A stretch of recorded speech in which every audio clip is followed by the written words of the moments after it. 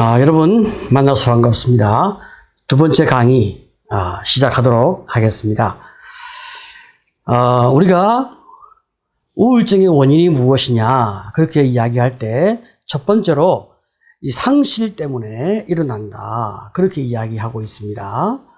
이 상실을 그리프라고 이야기하는데 이 그리프를 잘 이렇게 이제 우리가 치료하는 것은 매우 중요하죠.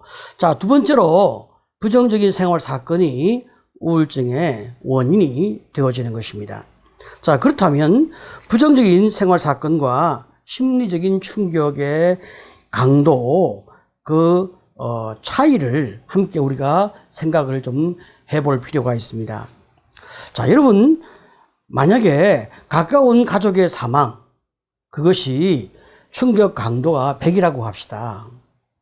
그러면 친한 친구의 사망은 한 73 정도가 되는 거죠. 부모의 이혼은 65. 내가 법적으로 구속을 받았다. 그러면 63. 심한 신체적인 질병을 내가 앓고 있다. 그러면 63. 해고나 실직을 당했다. 50. 중요한 일에서 실패를 경험했다. 그러면 47. 가족의 질병이나 혹은 어떤 손상을 경험했다. 45. 성적인 문제가 발생했다. 44. 친한 친구와 심한 다툼을 벌였다. 40. 경제적 지위의 변화가 생겼다. 39. 전공의 변화가 생겼다. 39. 부모와 갈등이 있다. 39. 업무의 증가가 크다. 37. 진학한 첫 학기 참 힘들다. 35. 주거 상황의 변화가 있었다. 이사를 했단 말이죠. 31. 심한 언쟁이 있었다. 30. 기대보다 낮은 성적이 주어졌다. 29. 보세요. 자, 이런 여러 가지 많은 어떤 내 삶에 어떤 부정적인 생활 사건이 주어지면 그 사건에 따른 충격 강도가 이렇게 이제 나와 있는 거죠. 자, 그렇지만 이것은 어느 정도 보편적으로 겪는 것이고 사람마다 충격 강도가 또 더 다를 수가 있습니다. 어떤 사람에게는 말이죠, 성적 문제가 충격 강도가 44이지만 또 어떤 사람에게는 이 성적인 문제가 실제로 60이나 70이 될 수도 있는 거예요. 그 사람에게 왜 그것이 중요한 문제가 되냐라고 말할 때 그 사람의 어떤 심리적 요인이 있는 것입니다. 그 사람에게 있는 그 심리적 요인, 어떤 역동 때문에 각각에 주어진 어떤 사건이 훨씬 더 충격 강도가 올라갈 수도 있고 좀 낮을 수도 있는 것입니다. 자, 이런 맥락에서 내 삶에 주어져 있는 부정적인 생활 강도의 충격이 얼마나 되는가. 이것이 계속 만약 합의되어서 나에게 150이 넘는다면 얼마나 내가 심각한 충격을 겪겠습니까? 그래서 만약에 가까운 가족이 사망했습니다. 그런데 우리 부모가 또 이혼까지 했습니다. 그러면 여러분 내가 어떻게 견디겠습니까? 그런데 또 더 나가서 내가 신체적인 질병까지 앓고 있습니다. 그러면 아주 매우 심각해지는 거예요. 이런 맥락에서 우리는 사건 하나를 자꾸 옆으로, 그죠? 띄워놓고, 그래서 나를 잘 관리하는 그런 지혜가 매우 중요하다 하는 것을 제가 조금 전에 말씀드렸습니다. 자, 그러면 이제 우울증의 원인 세 번째 이유는 사회적 지지가 없을 때 우울증이 오는 것입니다. 이 사회적 지지는 말이죠, 삶을 지탱하도록 돕는 심리적 지지 혹은 영적인 지지 혹은 물질적 지지, 이런 어떤 우리의 주변에서 있잖아요. 친밀감, 인정과 애정, 소속감, 돌봄과 보살핌, 정보 제공, 물질적 도움과 지원, 이런 것들이 우리 주변에 어떤 네트워크로 우리의 삶에 끊임없는 지지를 주어야 하는데 이런 것들이 만약 우리에게 없다. 그러면 우리는 견디기 어려워지는 거예요. 특별히 여러분, 사회적 지지의 원천은 우리의 배우자이거나 우리의 친한 친구이거나 혹은 우리의 가족이거나 우리의 동료이거나 우리의 교사이거나 혹은 우리의 상담자이거나 혹은 우리 영적 지도자이거나 혹은 우리 하나님이시거나 이런 중요한 우리의 사회적 지지의 원천들이 우리에게 있는데 내가 이런 분들과 어떤 좋은 네트워크를 갖고 있지 못하다. 그럼 어떻게 되겠습니까? 굉장히 삶이 어려워지는 거예요. 이 사회적 지지는 우울증을 유발하는 생활 사건을 차단시켜주고 어려움이 온다 하더라도 이겨낼 수 있는 자신감을 주기 때문에 내가 이런 사회적 지지를 가지고 있는가 매우 중대한 문제가 되는 것입니다. 특별히 말이죠. 그리스도인과 우울증의 관계를 좀 우리가 생각을 한번 해보도록 하겠습니다. 어떤 분들은 말이죠. 신앙인들이 우울증에 걸릴 수 있느냐 이렇게 생각합니다. 그런데 유명한 신학자이자 목회자인 마틴 로이드 존스라고 하는 사람은 영적 침체와 우울증을 같이 보았어요.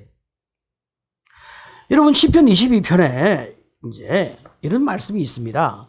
내 하나님이여 내 하나님이여 어찌 나를 버리셨나이까. 바로 이 말씀은 거절감과 소외감을 의미하고 내 하나님이여 내가 낮에도 부르짖고 밤에도 잠잠치 아니하오나.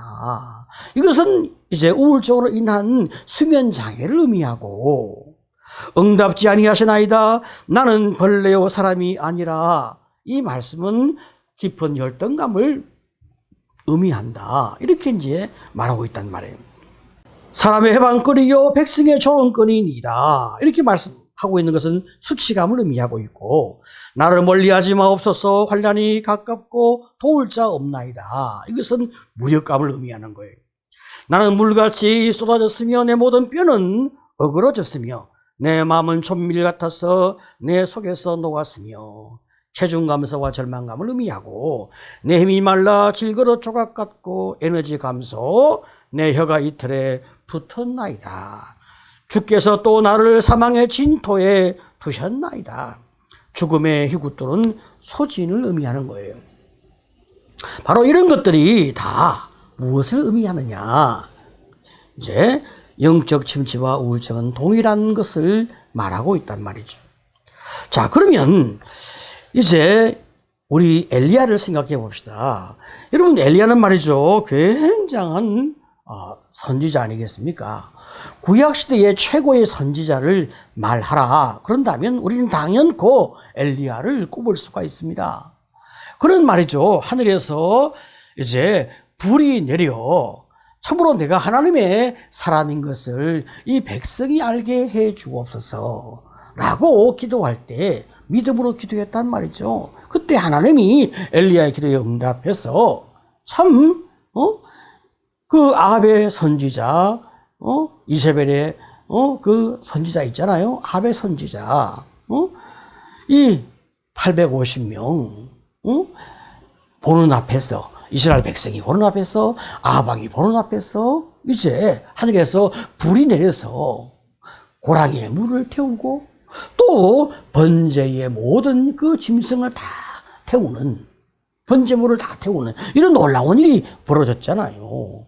그럼에도 불구하고 나중에 이제 이세벨이 엘리야를 죽이겠다고 하니까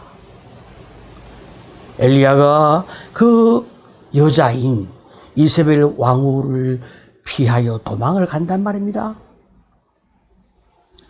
왜 도망을 가겠습니까? 아니 내가 하나님 앞에서 이렇게 능력과 은혜를 입어가지고 내가 바알과 아세라를 섬기는 그 선지자 850명을 죽이는 이런 놀라운 일을 벌이고 내가 기도해서 하늘에서 불이 내려서 이렇게 많은 사람을 죽이는 일을 했음에도 불구하고 이세벨 왕후가 나를 죽이고자 저렇게 덤벼드니 도대체가 내가 얼마나 해야 이 땅에 하나님의 나라가 임하고 이 백성이 죽기로 돌아오고 도대체 내가 얼마나 해야 저들이 주님을 섬길까? 너무 낙심이 되고 깊은 우울증과 침체에 빠졌어요.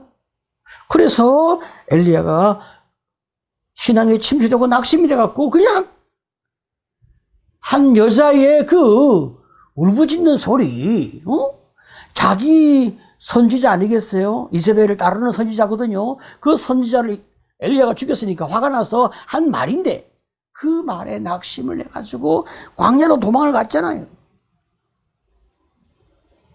자, 그럼 그 엘리야가 한 말을 들어보자고요. 열왕기상 19장 4절에 보니까 엘리야가 아주 전형적으로 반응성 우울 양상을 보이고 있는 겁니다. 스스로 광야로 들어가서, 그죠? 사회적 철수, 한 로뎀나무 아래 앉아서 죽기를 구하여 가로되 절망과 죽음을 동경하는, 자살을 동경하는, 오직 나만 남았거늘 무력감과 외로움, 나는 내 열조보다 낫지 못하나이다 열등감, 그리고 로뎀나무 아래 누워 자더니 신체적인 탈진. 이런 엘리야를 하나님이 책망을 했습니까? 버렸습니까?